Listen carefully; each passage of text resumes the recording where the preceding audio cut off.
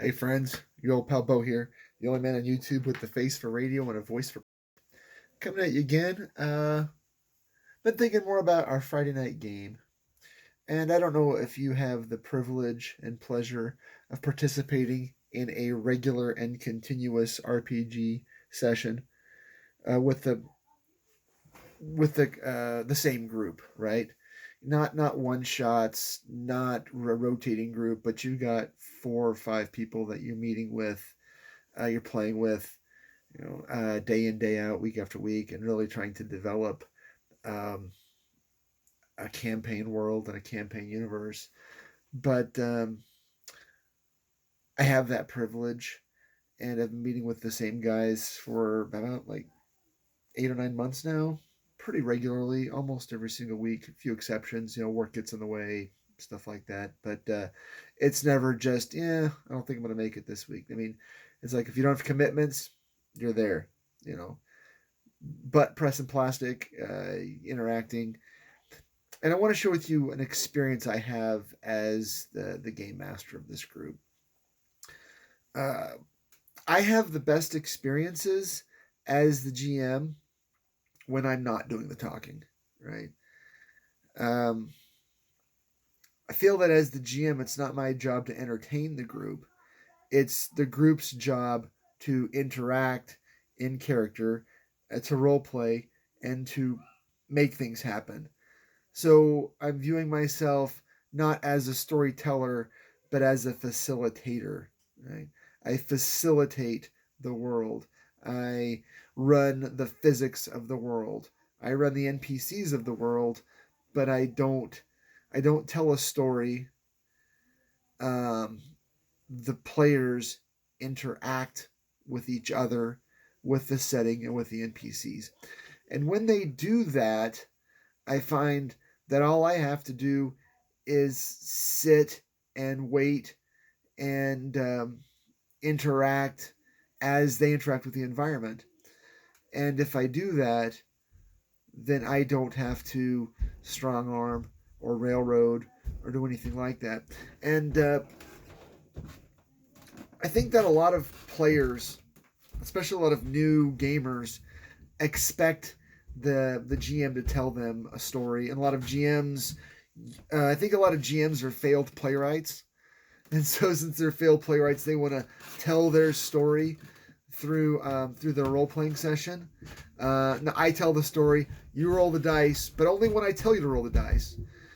But I think that in a really dynamic, if you've got a dynamic group and a group that's really trying their best to be proactive, then me as the GM, I am reacting to them maybe even more than they're reacting to me and reacting to the world. I think that's there's a dynamic, right?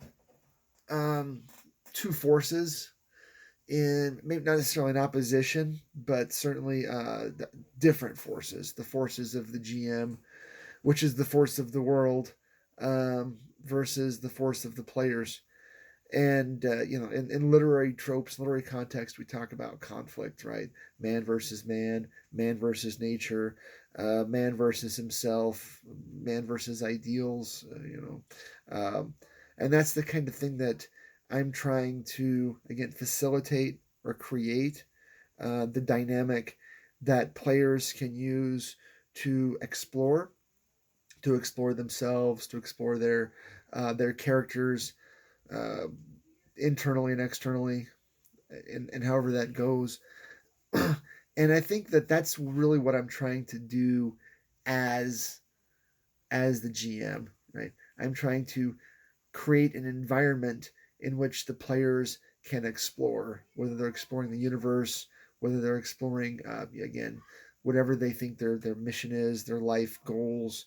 Um, and I think that that's missing from a lot of games now. I don't know if that's something that's just not taught, just not learned, um, and that's where I'm coming from as the GM. Right, I want to um, help the players explore themselves, explore their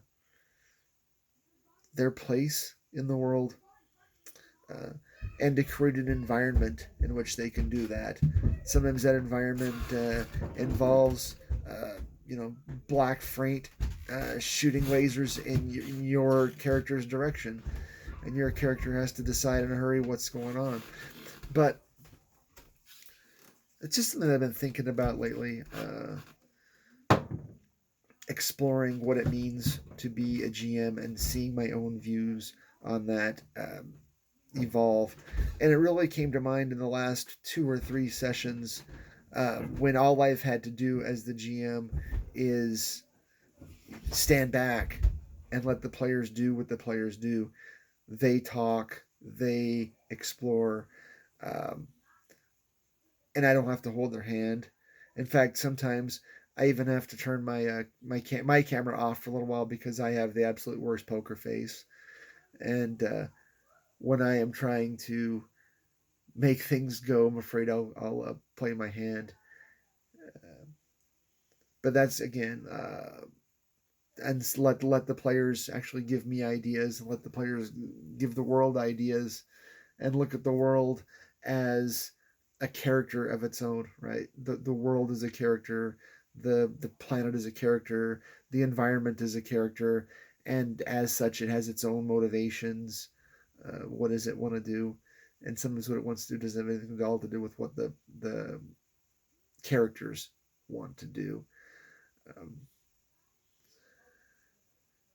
so I think that that's something that's really missing from a lot of game sessions nowadays, and something you might want to consider when you're sitting down on the other side of the GM screen, on the back side of the GM screen, and think, what's my goal as the game master? What am I trying to accomplish? What am I trying to facilitate? Um, and there's ego involved. I mean, when I sit down at my laptop and I'll bang out a couple of pages of lore or background or uh, create a monster, spec out a monster, spec out a robot, spec out a racial template for the game, and these are the abilities that I want this race to have, and these are the things that these are the limitations I want to put on that same race. This this race is a psychic blank. They can neither be psychic nor can they be affected by psychic abilities. Okay, so I'm going to put that down and let the players play with that. Or I'm going to make a robot here, and it's a maintenance robot, but it has heavy lifting arms that do crushing damage to the players should they find themselves on the bad side of this robot. And I want the players to interact with that. I mean, that's my ego, right?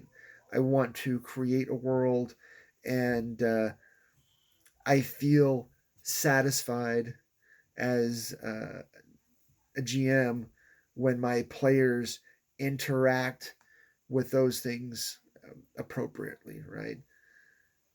At the same time, things don't always go my way as the GM. I expect players to zig and the players zag. And so I've got two choices, right? I could institute the quantum ogre, or I can take that encounter and save it for a later adventure. More often than not, I find myself saving that encounter for later adventure. I mean, if things don't go my way, that's okay. They'll go my way next time. I'm not here to be adversarial with the players. I'm here to create an environment in which the players can meet their goals in an adversarial world, right? I Again, I don't have to steer the world all the time. Eventually, the world will steer itself. The A fully developed NPC has its own motivations.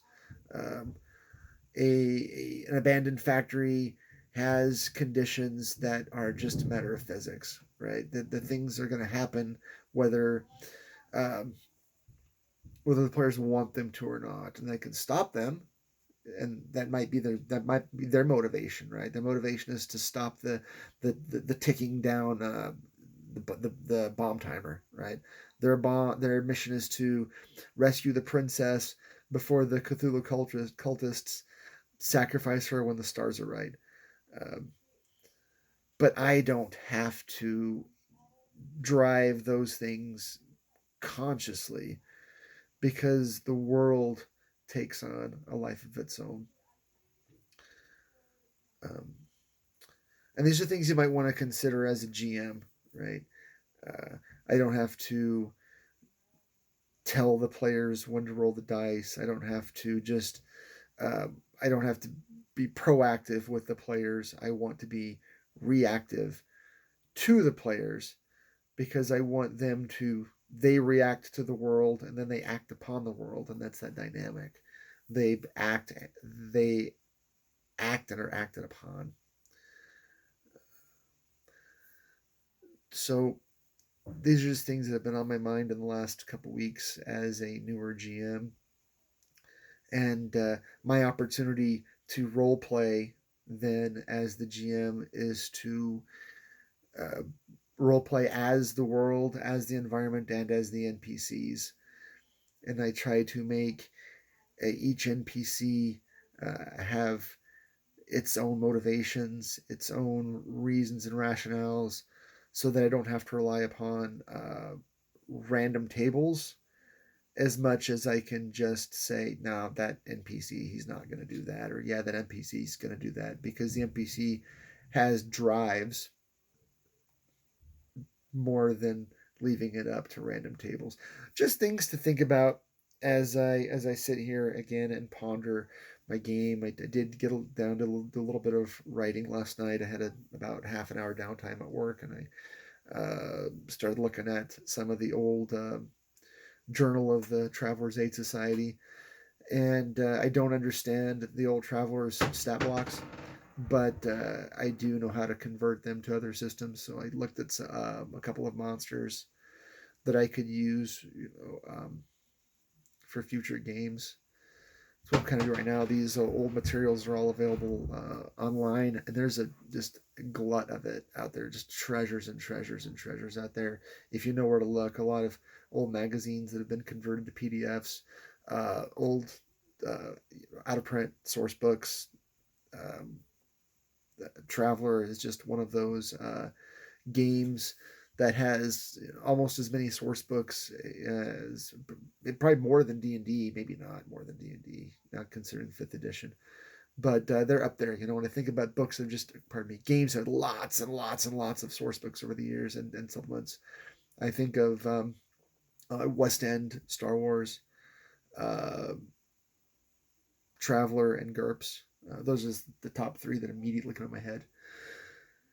So go out there and look for those old materials if you really want to throw a monkey wrench in your players' game, especially if you're playing a game where the monsters become known in a hurry.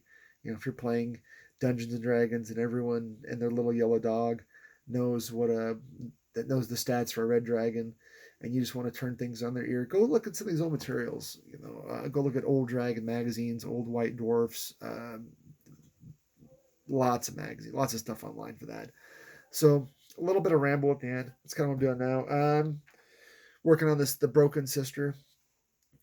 Since she was unfortunate enough to get stepped on, she was fortunate enough to expose some parts that were covered up by her arms that are before. So I'm going to touch up her armor, and then I'm going to touch up the cloak where her some paint got chipped off, and mix up some more blue-black armor and go to town and hopefully have her back. I'll probably get some pictures up. Probably not tonight, though. It is 10 after 5 Mountain Time, and I have got to be back at work in about an hour. So if you want to get a hold of me, you can always email me at bopaintsminis@gmail.com. You can leave a comment below. I really like interacting with people and getting new ideas for games, your ideas for role playing, your ideas for gaming, things you can do to take your game outside the box and just to dial it up to the next level, right? Let's get our gaming from mild to wild, right? And I appreciate the interaction. So yeah, react how you will, and I will catch you guys on the flip. Peace.